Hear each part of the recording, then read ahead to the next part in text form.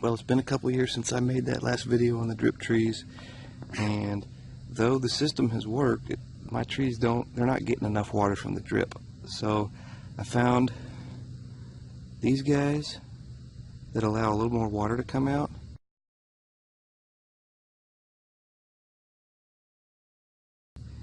And this is basically what you need to adjust from if you add a drip.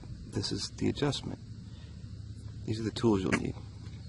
Here you can see I've dug up just this little section here, and I'm just going to use my knife and cut right there.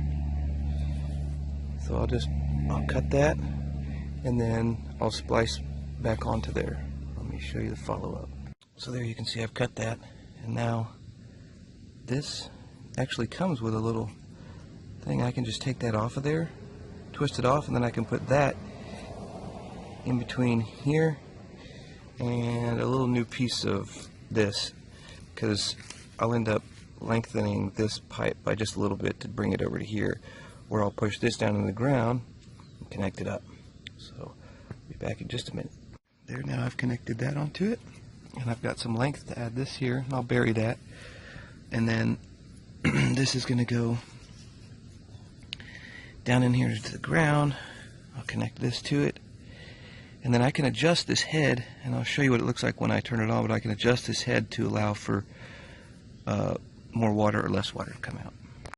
Okay, now I've turned my system on and connected everything back up, and so here we can see that we can adjust this based on what we want for it to come out here. Let the air get out of the system.